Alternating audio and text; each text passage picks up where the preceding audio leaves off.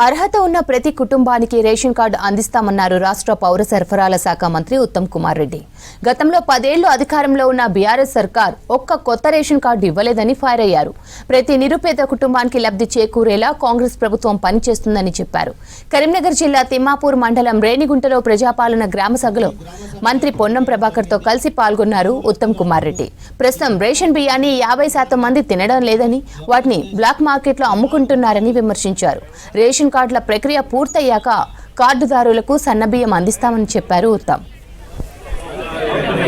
రాష్ట్ర civil supplies మినిస్టర్గా ఉమ్మడి కరీంనగర్ జిల్లా మంత్రిగా కూడా మీకు నేను స్పష్టమైన హామీ ఇస్తున్నా. ఈ రేషన్ కార్డుల ప్రక్రియ పూర్తయిన తర్వాత, అర్హత ఉండే చివరి వ్యక్తి వరకు వచ్చిన తర్వాత మేము ఇప్పటిలాగా దొడ్డు బియ్యము మరి కోర్స్ గ్రెయిన్స్ ఇవ్వబోము.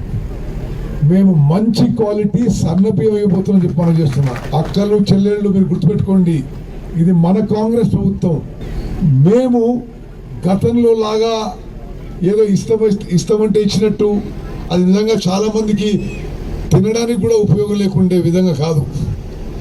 ఈ రేషన్ కార్డు ప్రక్రియ పూర్తయినాక మేము ప్రతి వ్యక్తికి, అర్హత ఉన్న ప్రతి వ్యక్తికి 6 కిలోల మంచి క్వాలిటీ సన్న బియ్యం ఇవ్వబోతుందని చెప్పి నేను మనం చేస్తున్నాను. మేము అధికారంలోకి వచ్చి 1 సంవత్సరం అయింది.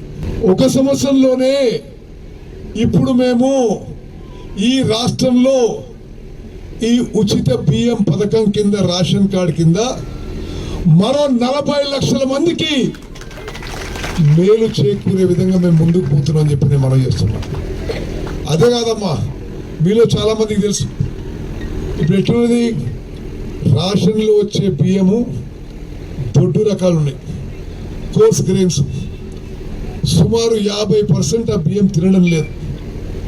అది బ్లాక్ మార్కెట్లోకి పోవడము, కొంతమంది మిల్లర్లు అది పాలిష్ చేసి